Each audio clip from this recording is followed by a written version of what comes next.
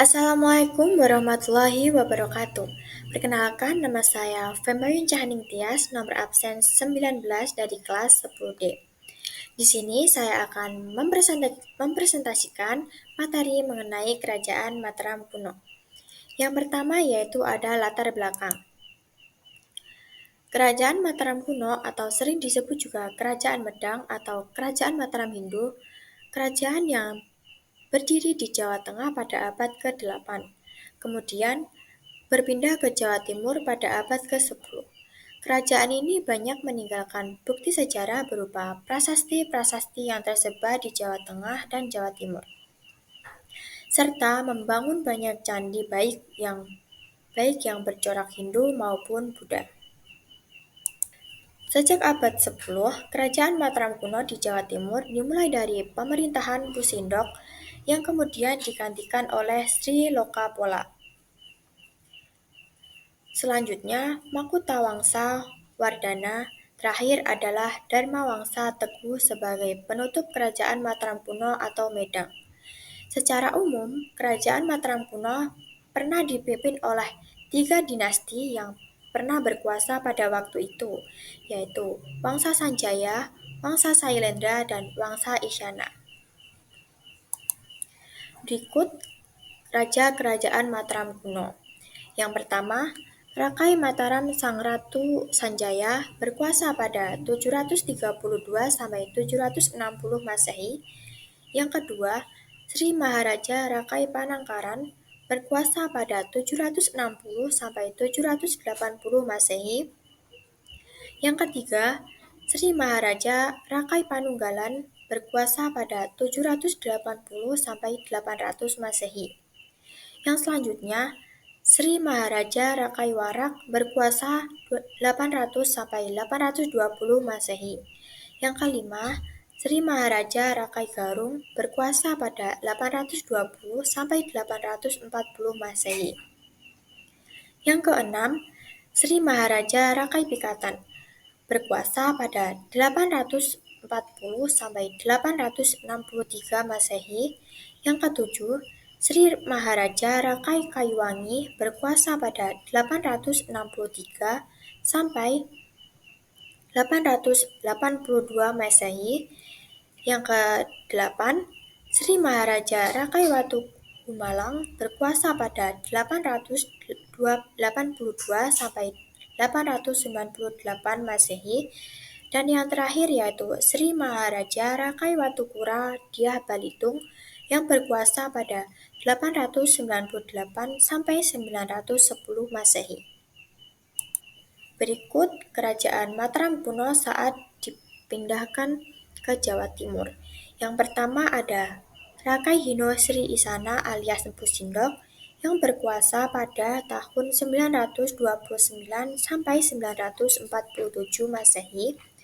Yang kedua, Sri Lokapola dan Ratu Sri Isana Tunggawijaya sejak 947 Masehi. Yang ketiga, Makutawangsa Wardana hingga 985 Masehi. Dan yang terakhir, Dharmawangsa Teguh pada 985 sampai 1007 Masehi. Berikut adalah masa kejayaan Kerajaan Mataram kuno. Pada abad ke-8 menjadi saksi bisu kejayaan Mataram kuno. Kerajaan Hindu-Buddha ini menjalin hubungan erat dengan Kerajaan Sriwijaya di Sumatera, membuka jalan bagi pertukaran budaya dan ekonomi yang memperkuat kedua kerajaan. Di bawah kepemimpinan Raja Rakai Pitakan pada tahun 840 sampai 856 Masehi dari dinasti Sanjaya, Mataram kuno memasuki era baru.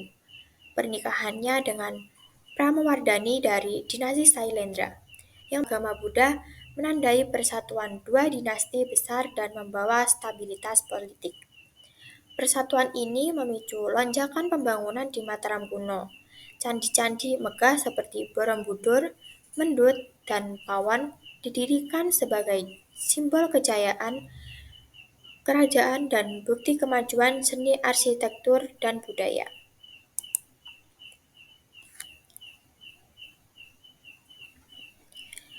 Selanjutnya ada naik tahtanya Sanjaya yang sangat ahli dalam peperangan.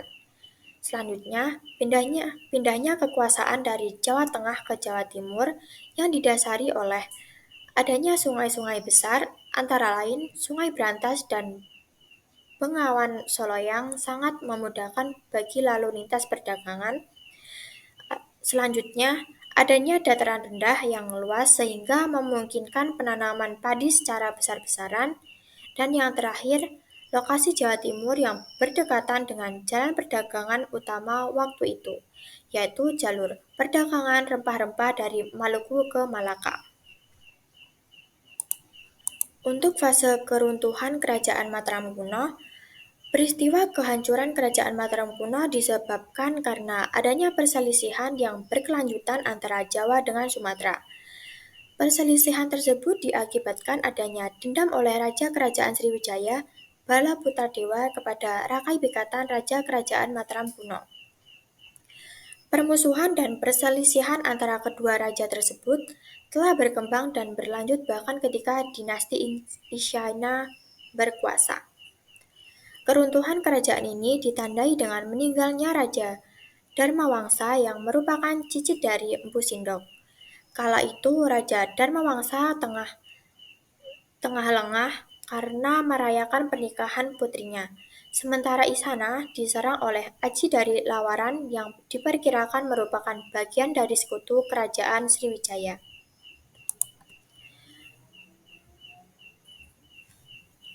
Faktor utama keruntuhan kerajaan Mataram kuno disebabkan oleh bencana alam, berupa meletusnya Gunung Merapi, sehingga penerus raja yang bernama Empu Sindok mulai memindahkan ibu kota Mataram kuno ke Jawa Timur. Selain itu, kerajaan ini juga mengubah namanya menjadi Kerajaan Medang. Akibat pemindahan kekuasaan serta pergantian nama ini, Kerajaan Mataram kuno pun resmi tiada atau runtuh. Berikut adalah peninggalan dan bukti sejarah Mataram kuno. Yang pertama ada Candi Sewu. Candi Sewu didirikan pada abad ke-8 pada masa dinasti Sailendra. Penanaman candi ini berkaitan erat dengan legenda Roro Jonggrang dan Bandung Bondowoso, di mana untuk meminang Roro Jonggrang, Bandung Bondowoso harus membuat 1000 candi dalam semalang. Namun, berdasarkan prasasti yang ditemukan, nama asli candi ini adalah Prasada Vajrasana Manjusrika. Yang kedua ada Candi Prambanan. Candi Prambanan adalah candi Hindu terbesar di dunia. Candi ini dibangun pada masa pemerintahan Rakai Bikatan pada pertengahan abad ke-9. Sejak pindahnya Mataram kuno ke Jawa Timur, Candi Prambanan kemudian terpendam oleh letusan Gunung Merapi dan kembali dipugar pada tahun 1930 sampai 1953. Yang selanjutnya ada Candi Borobudur. Candi Borobudur merupakan peninggalan kerajaan Mataram kuno pertama. Candi ini merupakan candi atau kuil yang terbesar di dunia. Candi ini sangat fenomenal dan menjadi salah satu keajaiban dunia. Candi Borobudur terdiri dari 6 teras berbentuk bujur sangkar yang di atasnya terdapat 3 pelataran melingkar.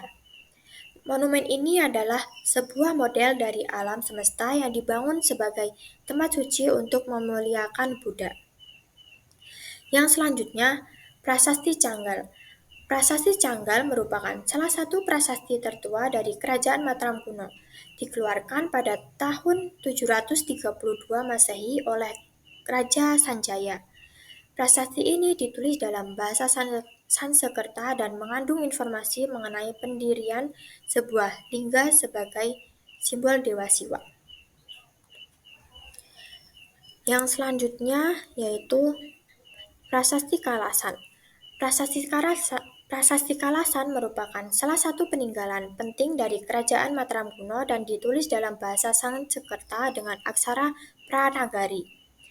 Prasasti ini berisi perintah dari Raja Rakai Panangkaran untuk mendirikan sebuah candi bagi Dewi Tara dan sebuah biara untuk para pendeta Buddha.